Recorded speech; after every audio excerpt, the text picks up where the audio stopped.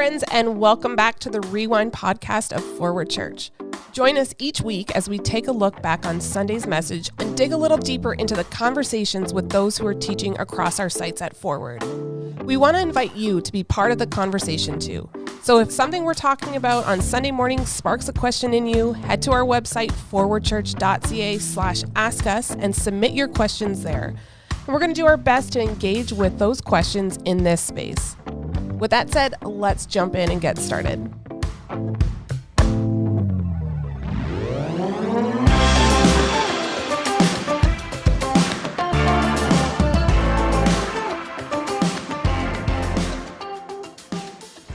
Hello, and welcome back to the Rewind podcast. It's a little bit different this week. It's just a conversation between myself and the High and Reverend Derek Fuller. One-on-one. One-on-one. A little mano a mano. We're not going to fight. We're just going to talk about a story. Plant-side chat.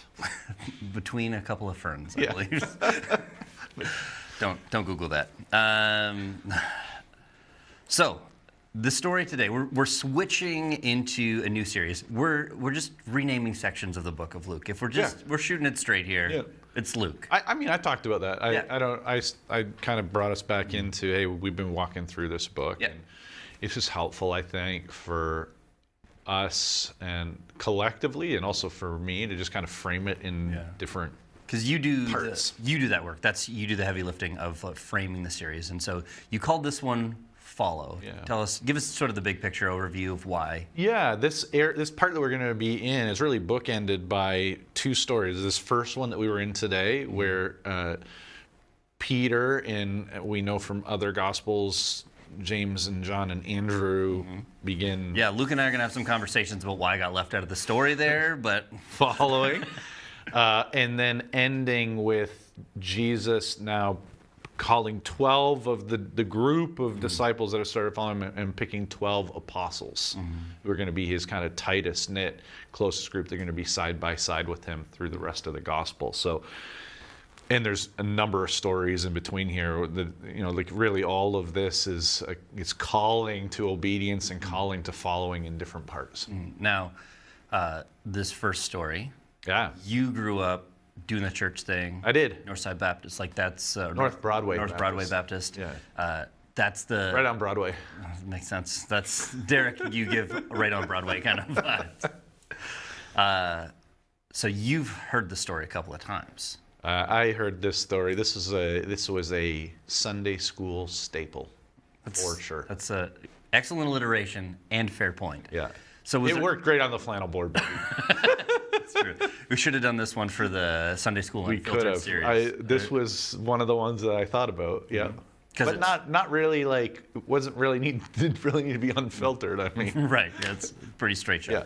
Now you said in your sermon, like, man, I've always loved this story, but I fell more in love with it. What was it that sort of opened up as you dug into it this time? I think it was really, we talked about this in Sunday School Unfiltered. You hear stories as a kid, and there's a kid-like way of receiving a story. Yeah. And then as you maybe come back to something a little bit older, a little more bit seasoned. I love that, more seasoned. You see it through different eyes and different lenses, right? And all of a sudden, like I'm stepping in to the spot of Peter. And I am imagining the interaction with Jesus, between Jesus and me, in Peter's shoes, and feeling like I know what it's like to have worked a long day, and in fact, at times in my life, worked a really long night shift and just be exhausted, right? I know what it's like to have had a failure and just be like, oh, man, I'm so done. Yeah. I just want to go. I know what it's like to have God ask me to do something, and I think this sounds dumb. This seems like a really bad idea. And so having lived those life experiences and now coming back to the text, it was just kind of a different way of me seeing it. I loved how you framed Jesus asking to go out into deep water and let down the nets. You're like, it's a little bit like a doctor in the world of WebMD. It's like, that's a little too on the nose. Any medical professionals are like, oh my goodness. I know. And I did say, Andrew, and I know you've had this experience too, like, I think it's just kind of, we live in this world of access to information makes everybody think they can be an expert on anything, right? So because we think that I read an article, I heard a podcast, I saw a TikTok, so I know all about this, and perhaps the person who does it full-time every day of the week does not yet have this piece of information that I should probably give them because I've accessed this. You're trying to undercut authority, which is why the name of this particular message that's really right out of the mouth. It's right out of it, is the crux of it. It's because you say so. It's the authority inherent in the person of Jesus that gives the reason, even when it doesn't make sense, even when you're like, this sounds stupid. We're going to do it. Yeah, we're going to do it. And you being a parent, I am. You have come to the point in those conversations before where I try so hard not to. We all do. I weasel my way out of it as much as humanly possible. But I'm sure at some point you've had to listen. I just need you to do this because I'm telling you to do it. I have a couple of my 4 who they need me to get to that point to be done the conversation, and I sometimes let it go on longer than I need to, and I just need to be like, what did I say? Yeah. Who's the one in charge here? I think that was one of the phrases that stood out to me that never would have stood out to me as a kid. Right. But as a parent now, because you say so, I was like, ooh yeah. Yeah. Because it's often said with reluctance, right? Which I appreciate. I think it was you who brought that up in some of our design conversations about the series. Is like, you don't really get the sense that Peter feels like doing this. No, he's already given. When you come with the reason for why this is a bad idea, right? You're not on board with the idea. Right. You've been in that meeting where somebody's like, "I'm willing to do it," but they have the. I'm not sold. Right. Now the conversation here, the story surrounds the miraculous catch of fish. Yep. Give me your best Derek Fuller fishing story. Oh man, my best fishing story. Caught a shark before. Okay, that's a solid start. Okay. Yeah, so deep sea fishing, caught a shark. This is my deep sensitivity coming out at this point in my life. Amanda was pregnant at the time with, I think it was Jack. And the rest of us, so a bunch of my family were down in Florida, we went out deep sea fishing. We caught a few different sharks. And Amanda was going to cook up as a girl who grew up in a family that came from the East Coast. Her mom's from the East Coast, so cooking fish is kind of, it's a thing that she knows how to do. It's a thing I don't know how to do. Right. So she's going to cook up all the fish for her. I come home with this shark, and I end up telling her, oh, this one they say is really good. It's especially tender because when we caught it, it was pregnant, and they gutted it out and pulled all the babies out, and now we're going to eat it to the pregnant lady. Oh my God. The Lord is so kind to you. Such a sensitive soul when I was 30. Yikes. That's an even better story than just a fishing story. I thought I should give the rest of the context. That's a marriage moment with Derek. My wife has been so kind and gracious and patient with me. She is the Lord's mercy to you, friend. So the best fish I ever caught, we were at a cottage. My brother, for Christmas every year, takes everybody in the family to a cottage, which is awesome. You don't end up with a bunch of toys that are dead by the end of January, and we make memories as a family. There's a spot on the lake where I was like, that's going to be a good spot. I had a new lure, and I was like, I was up at like 5 in the morning. Everybody else was asleep. Right. I'm going to paddle out in the mist. I throw it, almost empty the spool. It's a topwater lure, and you just see something hit it. I was like, awesome. And then I realized very quickly that I'm in over my head. I'm in a 10-foot kayak. Ooh. This thing's towing, it's a big thing. Towing me around. Yeah. I don't have a net. I don't have pliers. Yeah. I'm gooned. And this thing comes up. The Loch Ness Monster has your It's a pike with like monstrous teeth. And I'm like, I don't know what to do here. Right. I don't have pliers. If you know pike at all, they have monstrous teeth. They do, yeah. And this thing was huge. So I'm in this little 10-foot pelican kayak with no tools other than a fishing rod. And so I wear it out for like 10 or 15 minutes, and I just flip it into the kayak with me. But now you're in this kayak with the with big teeth. With a lure in its mouth. And so I stuff one you don't want to lose, right. Bring a new one. So I stuff the head up the side of the kayak, and the thing is as long as my leg. And I'm like, this is the fish of a lifetime. Yeah. It eventually, as I'm paddling back, shakes the lure loose, and I had a stringer, so now that it's off my line, I can put it on the stringer, and it kicks. And I radio back, and I'm like, is anybody up? You got to see this fish. And I make it like 300 yards, and the thing kicks again, and I look back, and it bent the stringer wide open and swam away. And I was like, I didn't have my phone. So there's no pictures. No evidence of this. It's no proof. It's ultimate just fishing story, Andrew's word, 5 a.m. in the morning of the giant fish that pulled him around the lake. Right. And I had paddled out to get there, so it was maybe like 6:30 or 7 by the time I got to that spot and all that sort of stuff. But the disappointment on my face as I paddled up to the dock, and my entire family is standing there, and I just have to hang my head in shame and be like, guys, I'm sorry. I got everybody all excited. And that it was a deep loss for me. Yeah, you came back disappointed. I did. You've been up all morning, caught nothing. That's not true. I did get something there. Now, our friends. At the end of the day, though, is it a catch if you don't? I got it in the boat. Bring it in. I got it in the boat. Okay. That's my counterpoint. And when people are like, did it really happen? Well, you put it back in the water. Not on purpose. I'm gonna take a minute to recover from that, because fishing is a deep passion of mine. Yep. And so I'm sad. I love this story as well. Now the crux here is because you say so, right? Like obedience to Jesus, even over and against what we feel or what we think. So in 2025, we're trying to create disciples who follow Jesus obediently. What are some of the things that prevent us from living that because you say so kind of existence? Yeah, there's some things that are like constants. So, it starts with my will. Right. I was talking with somebody after service who said, it seems like it doesn't matter how many times I go through this process and God proves himself and I reluctantly say yes. There's still a lot more reluctant yeses to come from me. Yep. Because ultimately it boils down to, am I going to believe in myself, or am I going to believe in Jesus? Am I going to do my thing, or am I going to go do Jesus's thing? Whose plan wins out? So there's that.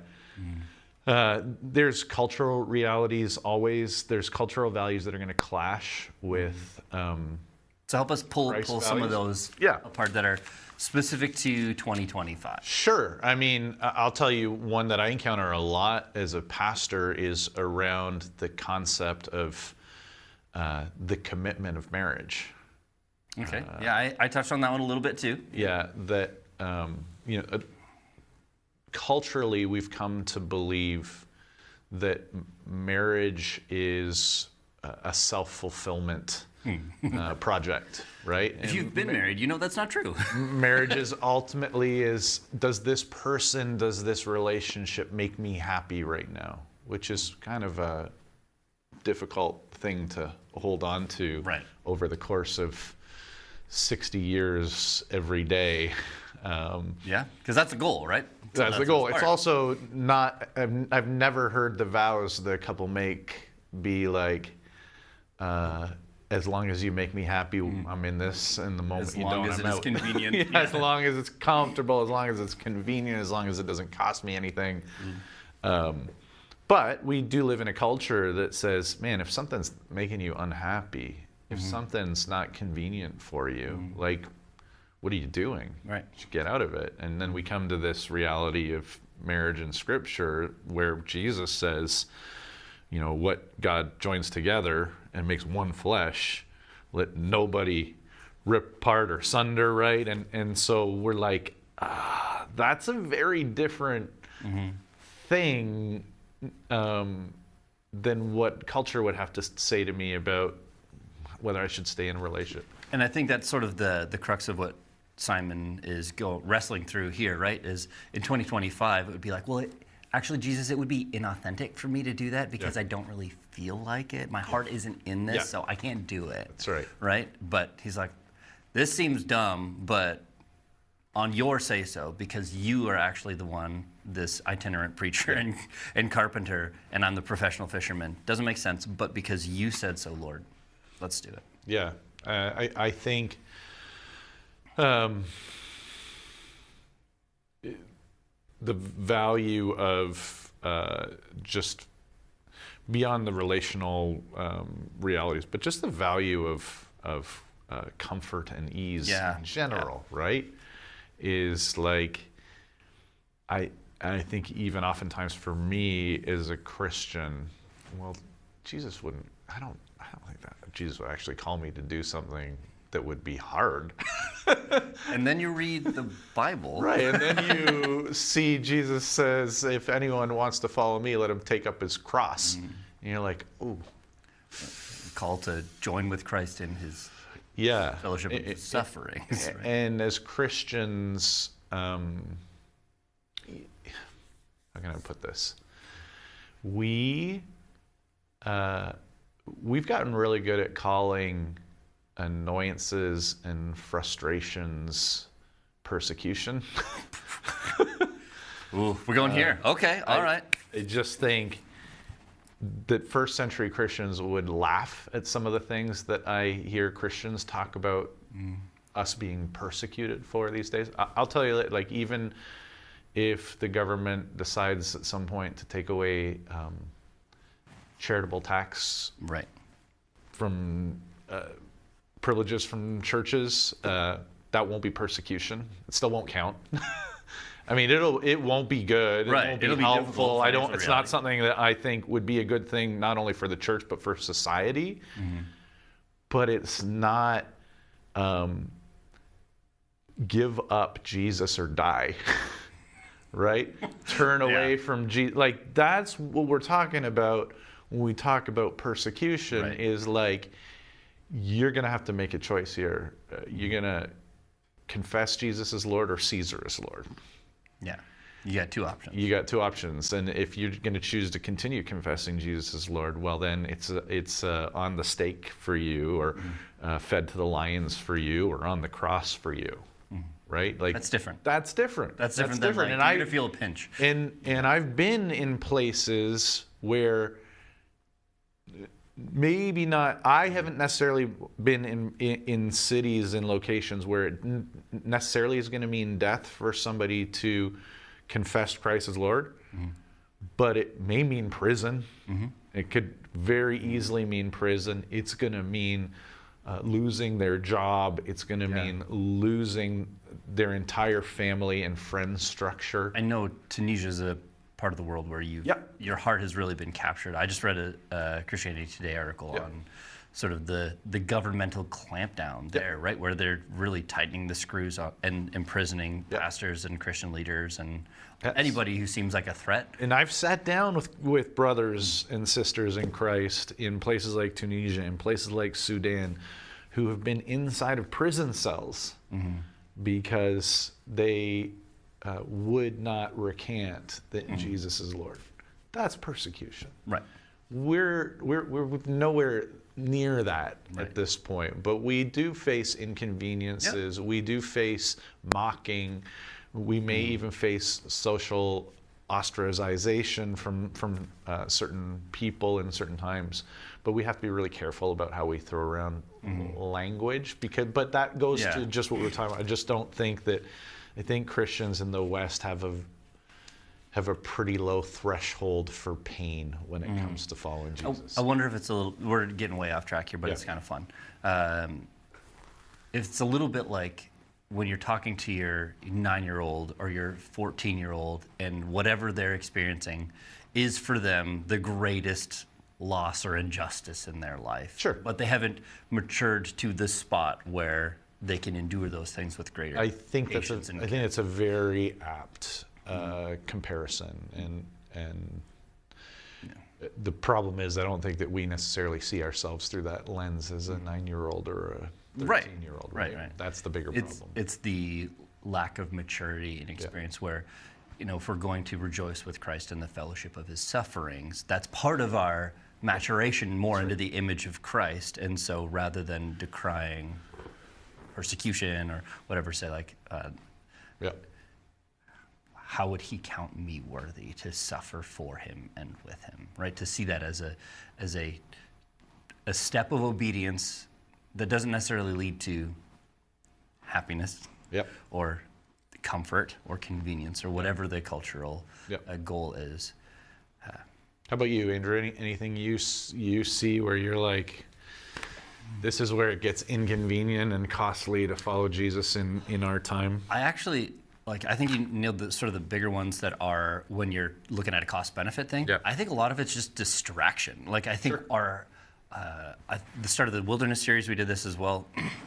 Some of us just don't want to follow Jesus because there's so many other things on our calendar that if we see following Jesus and obedience to him as just one more thing I have to add to my life, you go, I can't do that. I've got soccer on Tuesday, I've got PTA on this, and you're just listing all the stuff you're already doing.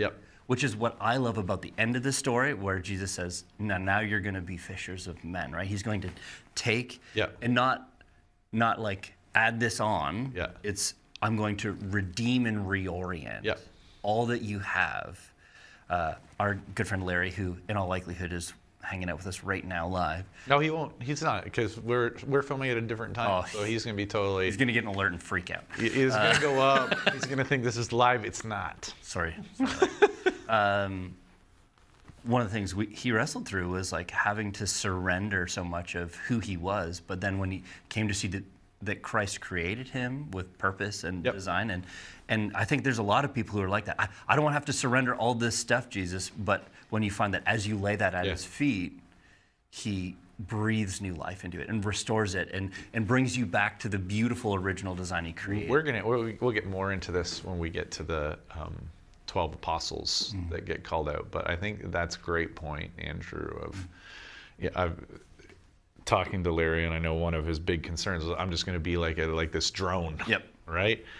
And one of the cool things when you look at these 12 dudes that Jesus calls out to be his apostles, man, there's wide variety in these individuals. Life experiences. You got some people again, we'll get into this, but you know what I'm politically on total opposite ends of the spectrum, which is probably a good thing for us today. Today on election day, record this on election day. You won't hear it. The election will be done. We don't.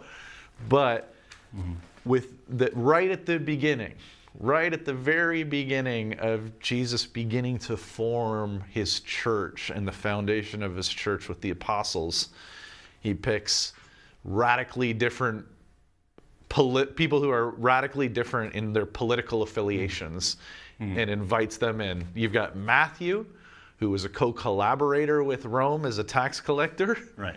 And then you have Simon the Zealot, who was vehemently opposed to Roman reign and rule in the same collection together. Oh, that sounds like a recipe for success, right? But this is the amazing thing about what it means to be Jesus people is why you get into Galatians and you see, hey, you know what? In Christ, there's no slave or free. There's no male or female. There's no Jew or Gentile. There's no liberal, conservative, NDP, Green, PPC. Christian Heritage Party, True Blue. I don't know. Is that still a thing? I don't know. I think it is. I don't know all the communist, Marxist, Leninist. That's a real thing that exists, Those things get... It's not that they get erased, and this is the thing about that passage. This is where we don't become drones, right? It's that they're all so much less important and all come under the authority of, first of all, what does it mean to be in Jesus Christ? And so that idea of because he said so. I'm going to... That all of us, no matter what those things are, we're going to say yes to Jesus. Right. But your yes and my yes, the things that he calls us to do, may not be the same thing. Yeah, that's true. Now, this passage is so deeply rich, and Trying to cover it all in 35 minutes, probably insufficient for the task. Were there things that you were unable to hit as hard as you wanted to, or stuff you just had to skip over? I know for me, there's all these sort of like super fun theological bunny trails. I was like, oh, we could talk about why the Sea of Galilee is called something different. I was like, I'm just not gonna touch that. I'll go first, and then go about it. So right at the very beginning of the passage, it talks about the crowd pressing in because they wanted to hear the word of God. Yeah. I wanted to spend all kinds of time on the authority of Jesus, and that there's an alignment between the teaching of Jesus and the word of God and what that means for us. And I think it plays into the passage, but I just was like, we did that pre-Easter. We've established I'm sure we're gonna that. come back around to it, but we did talk about Jesus' unique authority. Right? Yeah, but for me, that was just like, I was really captivating, but I was like, I will not be able to take the passage where it needs to go if I stop on the first line and spend as much time as I wanted to on there. So that was a fun thing I had to step past. Yeah. I'll give you a couple. A while back, this probably be like 10 years back, I think I ended up watching a video on how grueling it was just to clean fishing nets at that time. Basically like using rocks and stuff to get all the crap off of them. And when you understand that they were in the process, probably just about done cleaning the nets off for the day, how much more resistant I would be when Jesus says, "You're gonna toss those back out in there." Yes. It's like a 10x. I didn't catch anything. Now I've done all the cleaning of my workstation, and now you're like, well, why don't you try it again? Yeah. It's like a 10x. My wife is a homeschooler of four kids. Yeah. And so most of her day is cleaning the kitchen. Sure. Because it's breakfast, and then it's snack, and then it's lunch, and then it's snack, and then it's dinner, and then it's cleanup, and then they want another snack. Yeah. And that feeling she gets probably 7 or 8 times a day where she's like, I just finished. Please don't even set Don't foot. do it. She's far more refined than I am, so she probably doesn't have the feelings that I feel on her behalf in those moments. But it's that on a like macro scale. Yeah, and then I did talk about the cost and got to share a story about Greg and Kate and what happened back in March with the men's conference that Greg helped to lead in Nicaragua, and 50 men coming forward and It's incredible. dedicating or rededicating their lives to Jesus. And it started with what must have seemed like absolute craziness to them in the moment, and to other people watching them. And that in January of 2021, in the midst of a global pandemic, you would take 3 young girls And a pregnant lady. and a pregnant wife, and you guys would take your whole family and move it. Literally walk across the border. Yeah. Like they had to fly to a different country and walk across and the then border. get picked up. Yeah, just. I mean, anyways, I didn't get to flesh that story out fully, but just the costliness that we see in there. What I wish that I would have had more time to point out is that all of a sudden, when you see Jesus for who he really is, the stuff that you thought was so important and so costly, all of a sudden isn't nearly the same. And we were talking about this before, that like, if you had asked the disciples before they went out that night, as they were getting ready in the boat, what's the best thing that could have happened? Man, if we could just fill our boats with fish, man, this would be the best night. Yeah. What happens? They go back out, they fill their boats with fish, they come back in, and because of what Jesus has done, they don't even care about the fish anymore. And that would have been like the high point of their career. That's right. Yeah. And they walked, it says, and they left immediately and got out of there. So the biggest catch of fish, I guarantee you, that they've ever brought in, they all of a sudden, it's meaningless that they let it just rot there on the beach, leave all their stuff and get going.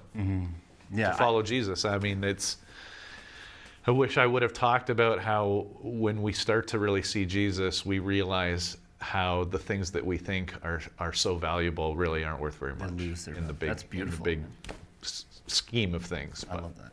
Yeah, I didn't get the chance to tie as tightly as I wanted to. I love the fact that there's 4 guys to get called there, right? Yeah. That this calling to follow Jesus isn't a solo mission. I wanted to spend some time on that at the end, and I just would have been going on too long, and the people at Brant are probably thankful that I just left that one alone.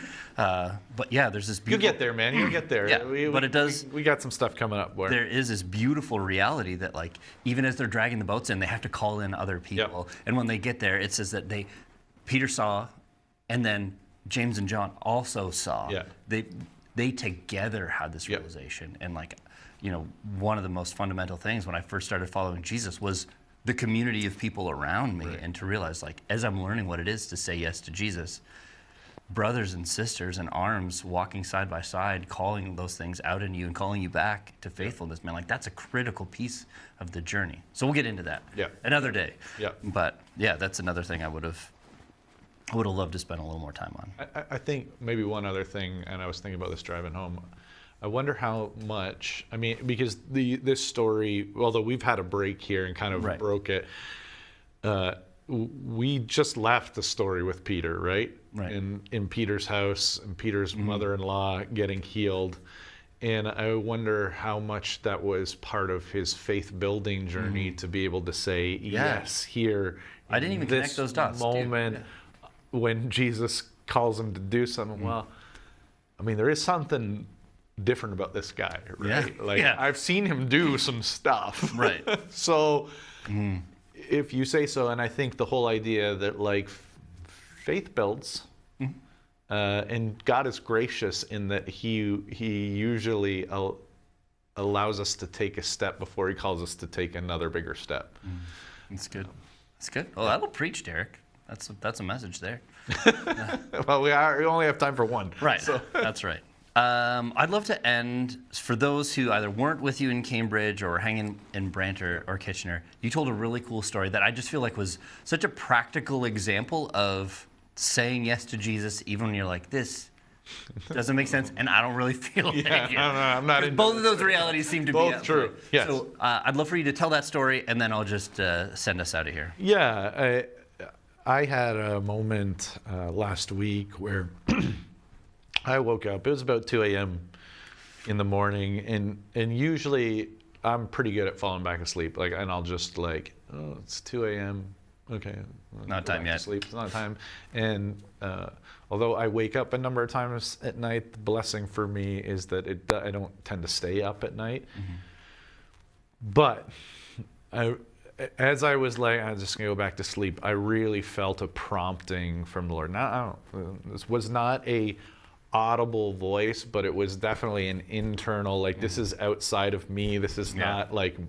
It's the Spirit stirring something here. Yeah. So I'm just trying to explain that for somebody who maybe isn't quite sure what that feels like. That's what it feels like to me. Oftentimes when God speaks. Deep impression in your soul. And I'm like, though, that's not coming from me. Right. In fact, everything in me is like, no, that's dumb. And the prompting was to just send a text to an individual. And it's like, so all this takes place a lot quicker in your mind, but it felt like I was having an extended dialogue with God, where I was like, God, I mean, I think that's a bad idea. Like, he's not going to be awake. You know, I shouldn't get on my screen. It's going to cause me to be awake. I'm already tired. I got lots of stuff to do this week. If I get on the screen and all of a sudden I'm wide awake, I'm not going to be peak form to do the things you want me to do, right? So I'm giving him all the reasons and justifications.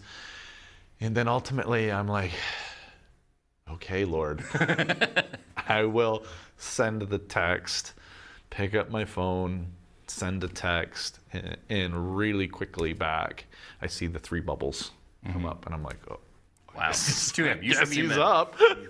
And just a text back saying, wow, like, I'm really struggling over here, and part of what I'm struggling with was, like, does God care? Is he aware of what I'm going through? And this was really God using you to speak to me, to say, I care. I'm thinking about you. I love you. And so it just was a massive encouragement for him, which turned into a massive encouragement for me. Like, maybe God knows what he's doing a little bit better than I know what he's doing in those moments. And I love it. It feels like the real flesh and blood 2025 example of exactly what we're seeing Peter here, like reluctantly saying, Master. Yeah. Right? Yeah. And acknowledging the lordship of Christ in obedience to him. And then I love this line. It says, when they did this. Yeah. We don't get the blessing without the obedience. That's right. Right? And I thought a little bit about, to build off something you were saying, it was a couple of weeks ago, about what faith really is and faith in action. You know, doubt is not the enemy of faith. It's one of my favorite lines. You really don't enter into faith until you say yes to something that you've got doubts about, right? It's just it's the way that it works. If you're gonna walk in faith and you're gonna have God grow that faith in you, it requires saying yes to things that you're like, I don't want to do this. As I said on Sunday, otherwise, like it's just you nodding your head when God's plan and your plan align. And you say, God, I think I'm glad you came along on this one. Good idea. Thank you for the Jesus stamp of approval on my already existing idea. That's right. And that's not walking by faith. No, I asked our people, I said, do you know who your master is? I said, I already know. It's whoever you obey. Yeah, right? That's right. Because if you come into conflict and it's like, well, my favorite podcaster said this and Jesus says that, or the guy online says this and Jesus says that, or I was feeling this in my heart, but Jesus says that. Jesus, did you listen to Joe Rogan this year? I mean, there's a lot of theological webs to untangle on whether or not Jesus heard that. He's omnipotent and omniscient and omnipresent, so probably, but I don't know. Wow, we had a good ending, and then you just threw Joe Rogan in the middle there, and now we're in trouble. Well, probably the algorithm, this will jack the podcast up. You're probably right. That's not why I did it. Sure. But what happens there is, what you experienced there is what Peter experiences here, is that obeying Jesus even when it doesn't make sense. Yeah. Then getting the blessing of that, and then seeing Jesus for who he truly is. And then just Peter throwing himself at the feet of Jesus and realizing, man, I'm not worthy. Yeah. The go away from me. Yeah. I'm unworthy of you. But then finding that Jesus is coming. Yeah. Jesus comes towards us and he says, don't be afraid. Yeah. I have this picture in my head in this moment, and it could be totally wrong. And I haven't watched The Chosen. I'm not sure if this is The Chosen, so my brain has not been like, if this is how The Chosen pictures it, it's not because I watched The Chosen and have that implant. But I just have this picture of when Peter's there at Jesus' knees. He just has this just this kindness and compassion on his face, and a smile just kind of creeps on his face, and he kind of just takes Peter's hands and pulls him up and says, don't be afraid. Yeah. And you come with me. I'm going to make you a fisher of man. What a beautiful picture, that God would love us so much that we need not fear in his presence, that he expresses his love to us in Christ, and then looks us in the eye and says, you don't have to be scared. Pulls us up, and then sends us out. Yeah, I want to bring you on my team. Yeah. I know this stuff about you. Like, this is not it's not new information to me. In fact, I know stuff that you don't know about you, about ways that you're still going to continue to mess up in the future. As we're going to see with Peter, it happens. But none of that was unknown to Jesus when Jesus called him onto the team. He just, that's who he is. That's so good.